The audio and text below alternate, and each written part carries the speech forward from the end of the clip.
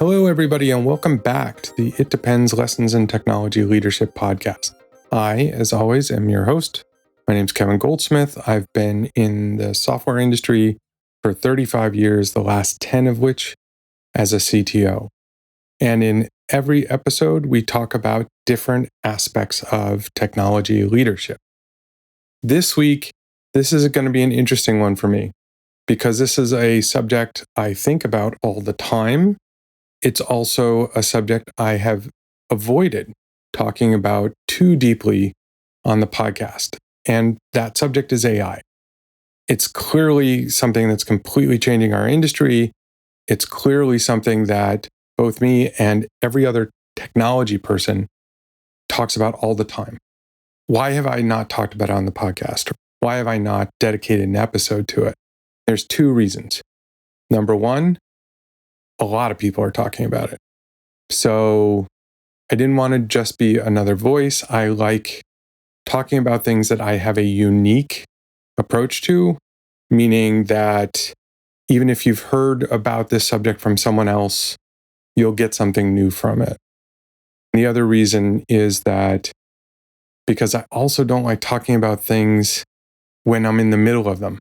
I prefer to talk about things where I have the benefit of not only doing the thing, but figuring out the mistakes or having done something multiple times and developed a little bit of experience around it.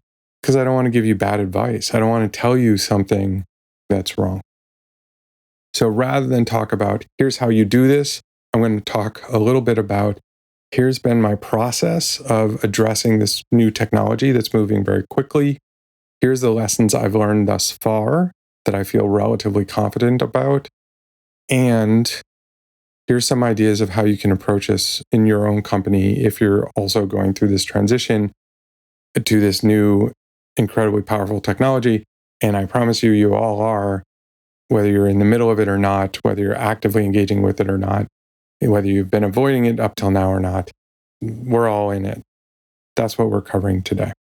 Now, as always, one of the ways I figure out what I want to talk about in each episode is I think back through the conversations I've been having, usually with mentees, sometimes with peers. As I said, every conversation almost I have with a peer or a mentee involves AI for certainly the last year and a half or so. In this particular case, there's a group of alumni from my university. The school set up this sort of mentoring program. This group I've been working with for a couple of years now. It's mostly earlier career engineering leaders, people who are either moving into engineering or technology management, or existing technology managers who want to move into more senior roles. So we were talking. And when the subjects came up, we started talking about AI slop. Slop, by the way, I learned was Webster's word of the year last year, which makes sense. Every one of us was addressing AI from a different angle. Obviously, none of us had completely figured it out. These are all very thoughtful, capable people. The honest version of the conversation was the version that doesn't show up in the blogs or the trade press. Most of what gets said about AI in engineering leadership is two different things. One is red-pilled, we love AI, very boosterish. And I have to admit, I'm closer to that camp versus the other side, which is this is a fad, or the quality of this isn't ready for real production environments, or the doomer version. And I hear both. The real thing is somewhere in between. I've been waiting to feel like I had something to say about AI. This conversation got me off the fence and really made me think it might be time to talk about it. I still don't feel like I have it solved, but my thinking has changed enough over the last 2 years that walking through the evolution might be more useful than waiting for a tidy answer. What I can do is tell you what I've changed my mind about. The surface question is, how do we adopt AI? Every company in the world is at some point on that process. That question, though, is a trap. It assumes there's a destination. And if you reach it, you're done. But the technology is changing faster than any of the systems that surround it. AI is changing faster than your hiring practices, faster than your review processes, faster than your testing infrastructure, faster than your team structures, faster than your career ladders. The forces pulling at every engineering leader right now. There's pressure from above to show productivity gains and cost savings. There's pressure from below from engineers who either want to adopt aggressively or are quietly worried about their role. Is this going to put me out of a job? There's pressure from peers in product and design who are now using these tools and generating things they couldn't generate before. And obviously, you're putting pressure on yourself because you don't fully know what good looks like. And if you're, like me, a CTO, you're expected to be modeling this for the company. You are the head of technology. This is a new technology. It is your responsibility to make sure the company is adopting it and adopting it well. And you're trying to do this across the entire enterprise often. And you're dealing with people who don't know what good looks like. None of us know what the end point is going to be like. If you wait until you have a complete answer before you act, the answer will have changed by the time you act on it. I've talked to folks about, we should get AI training for the enterprise. In the time it takes to generate a course, new models come out and they completely change the game.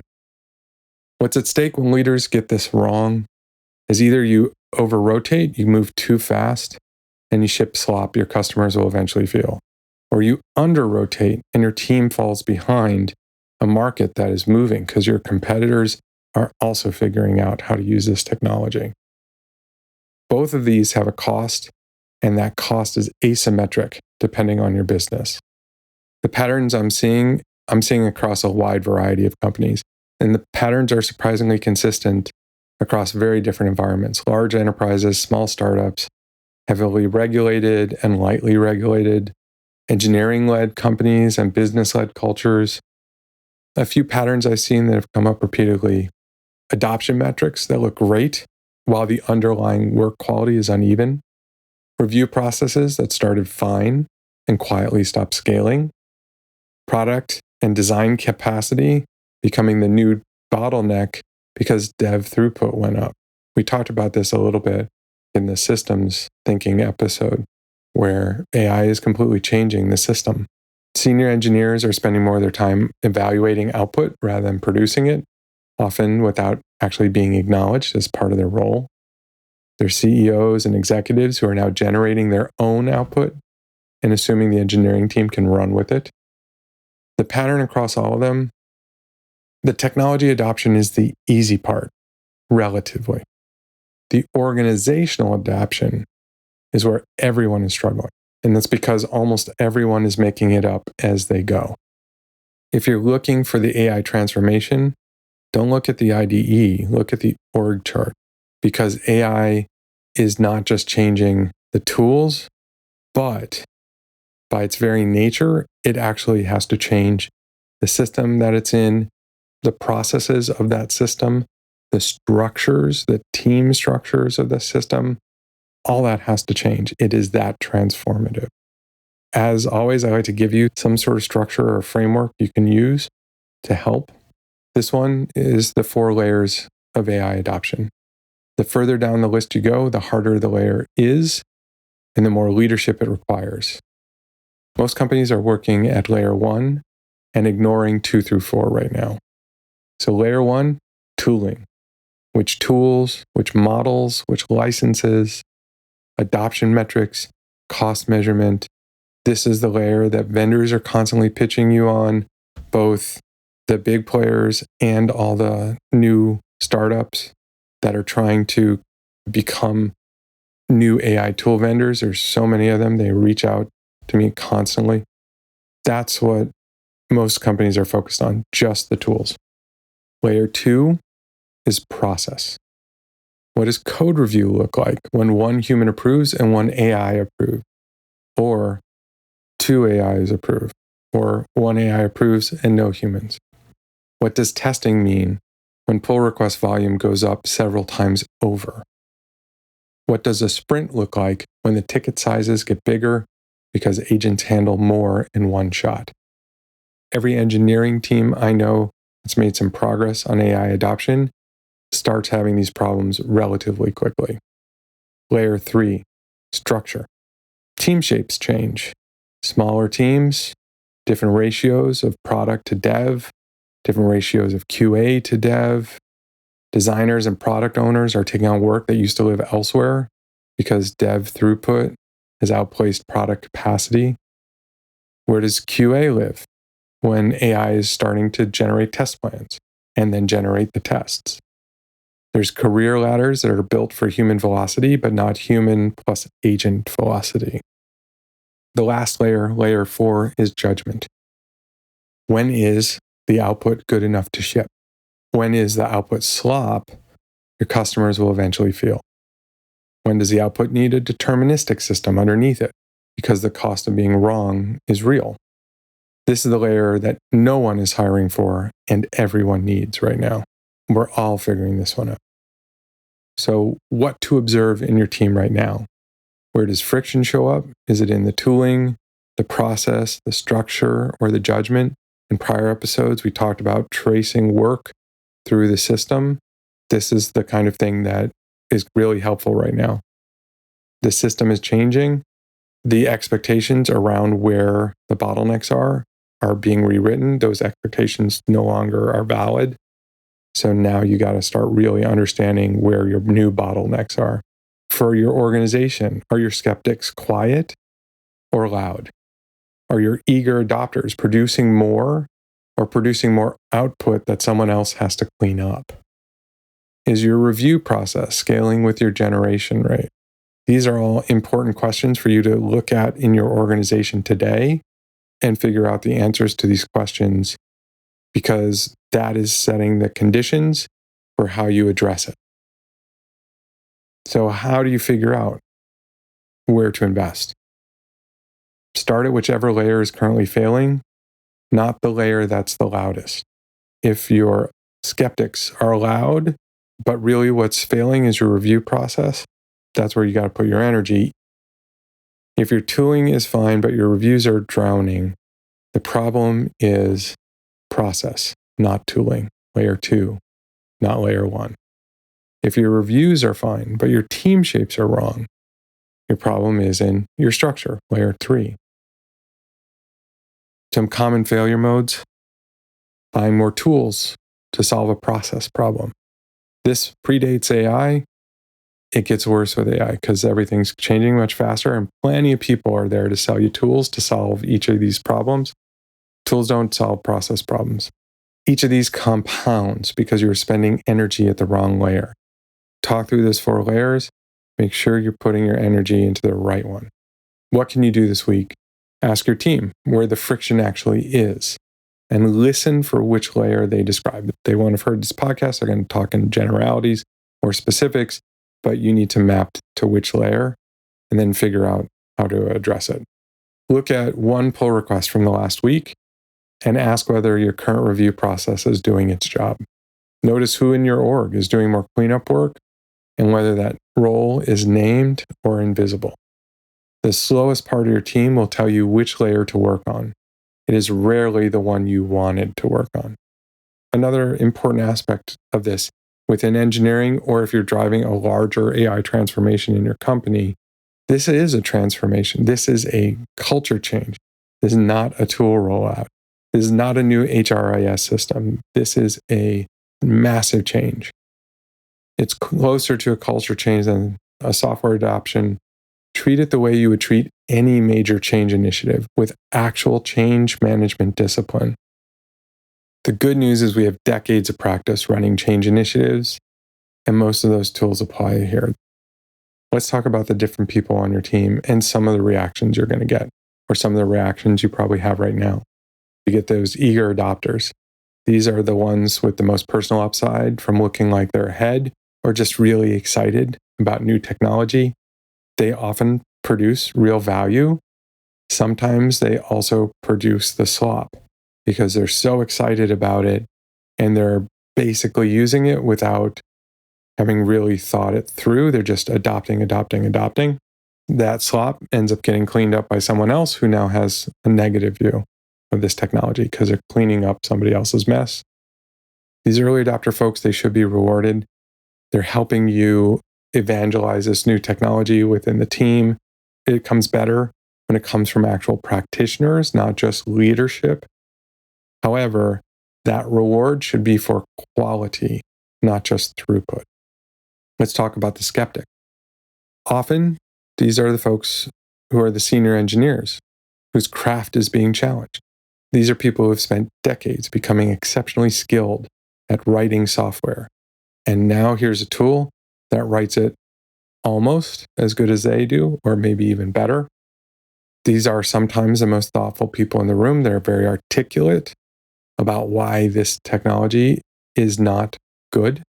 Some of them are right, and some of them are protecting their identity, and you need to tell the difference.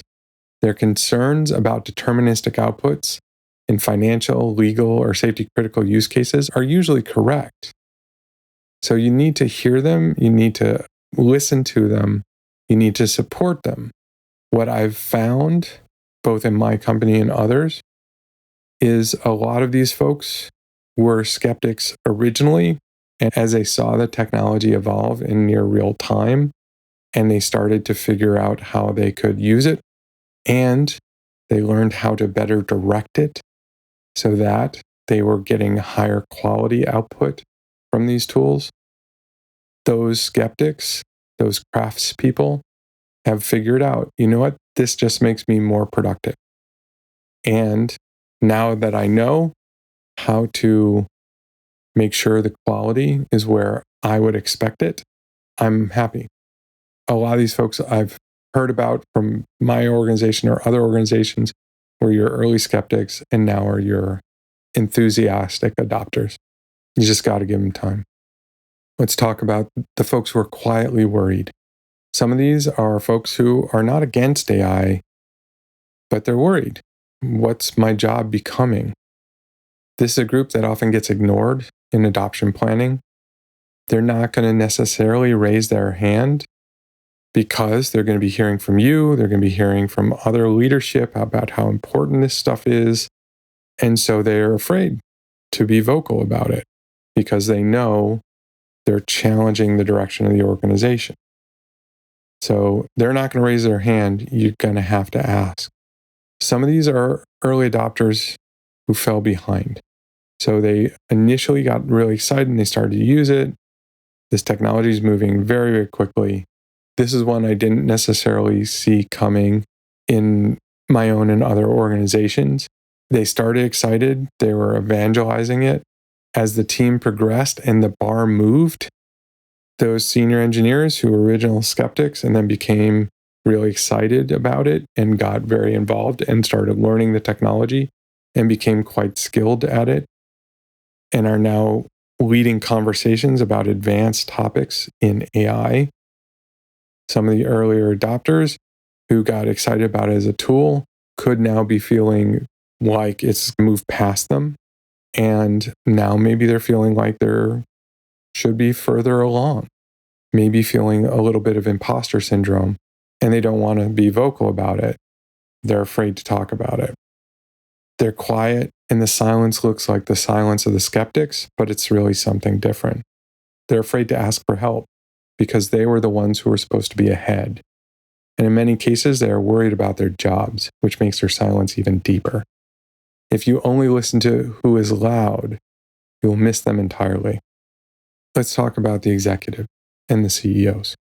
Many CEOs are now generating things and assuming the engineering team can run with them. The pattern, a CEO sends a finished-looking AI output and expects the engineering team to pick it up and deliver it immediately. Because they've heard so much about the technology, they've talked to their friends who are CEOs at other companies who tell them stories about doing this exact thing. Maybe it's true, maybe it's not. But this is happening at a lot of companies, and most of us engineering leaders are not yet good at managing it. In the last podcast, I talked about those visionary CEOs who are idea factories and now have a company with all these engineers, and they're really hoping engineers can pick up some of these ideas and actually turn them into products quickly. That was a challenge pre-AI, With AI, the CEO is now making their own prototypes, or maybe even what they would consider their MVP, possibly ready for release, and then handing that to engineering and saying, please ship. If it was hard when the CEO just had lots of good ideas and you couldn't do them all, imagine when the CEO is producing code. The hardest part of AI adoption in technology is not the engineers who are excited. It's the engineers who used to be excited and now are not. A year ago, I thought of AI as a productivity tool. I no longer think that's the right frame. 6 months ago, I thought adoption was the leadership challenge. I still think it's a real challenge, but now I think it is the part we are most equipped to handle. We have tools for adoption. Those tools are called change management. The mistake is treating AI adoption as a tooling decision instead of a transformation. If you're hoping your organization will adopt naturally because this AI stuff is in the ether and everyone's talking about it and people are excited about it, maybe that's how we are in technology. The rest of the world, not so much. It requires active design, and you have to think about it that way. Today, I think the leadership skill we need most is judgment about output quality, and we're not yet training for it. Now, as I said, it's been a process for me, just like every other leader I know. There's some mistakes I have made, and I've learned from already. I underestimated how much of the work shifts from writing to evaluating. I overestimated how easily existing career ladders would absorb the change. And I missed the early adopters who would fall behind. I was watching the skeptics and the eager. That middle group surprised me. As engineering teams leveled up on their adoption of AI, I was surprised how quickly that put back pressure on product as well. But put forward pressure on reviews, put forward pressure on tests, put back pressure on product in a way that I didn't expect to happen so quickly. Some things I'm still figuring out: how to measure the right things, not just usage. We've heard about token maxing and companies focusing on how many tokens per engineer. That was never a good metric. It's very easy to burn tokens if you just want to burn tokens. And if you know that the amount of tokens you're using is being looked at, you're going to figure out ways to burn tokens, whether they're practical or useful or helpful for the company or not. I always talk about tying things to business metrics and focusing on outcome, not output. Still figuring out what that means in this new world. Some of the old ways I've done that theoretically seem to work, but it's too early for me to say definitively, this is the way I'm doing it and I feel pretty good about it. Another thing I'm still figuring out: how to evaluate engineers when their output includes work an agent did. How to keep the craft of engineering alive in a world where the generative part is cheap. How to make sure we're building things customers actually want, not just the things AI made it easy to build. I'm not done changing my mind about this. I expect to change it again and again and again as the technology improves and as we learn more. In closing, I want to reiterate, AI adoption is not a technology project. It is an organizational redesign happening in real time, whether you lead it or not. Here's something you can do this week. Ask yourself which of the 4 layers your organization is actually working on right now. Then ask which of the 4 is actually failing. If those are not the same layer, that's your real work. The companies that get this right will not be the ones with the best tools. They will be the ones whose leaders kept thinking about this after everyone declared it solved. I will probably do another episode on AI in another 6 months, a year. My thinking will be different, and that's the point. This is not a solved challenge. This is an evolving challenge. It's an exciting challenge. I am energized. I am excited about it. I've been lucky enough to have been in the industry for several incredibly transformative technology shifts. This one is different because of the speed and how much it affects not just the products we build or the capabilities we can add, but also how it affects just every part of how our work gets done. And for somebody like me that not only loves technology, loves building things, but also loves the pieces of it, the systems thinking aspect, the team structure aspect, the performance management aspect, AI is blowing all this stuff up simultaneously. And that's really exciting, trying to figure it out and watching everyone else figure it out too. And everyone, because we're all figuring it out, I've had some of the most substantive conversations with peers at other companies talking through what have you tried and how has this worked for you? And what do you think about this? And that kind of thing, because we're all figuring it out at the same time and we're all having to figure it out together at some level. For me, this is just a really exciting time, and it's been a challenge for me, given how much I think about it, to not talk about it on the podcast. So I'm glad I've finally done an episode on it. 6 months or a year from now, I've learned a bunch more lessons, and I'll maybe be able to share those with you and help you on this journey that you are probably also on. I will see you next week in the newsletter. I will see you back here on the podcast in 2 weeks. Have a great week.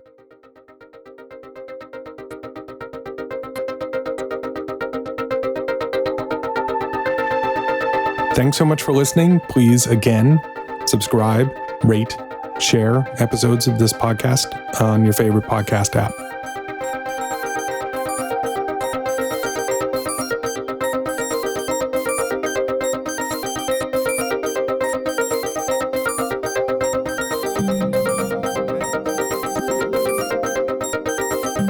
Thank you for Answers to April for the music used in this podcast. To hear more from Answers to April, visit answerstoapril.com.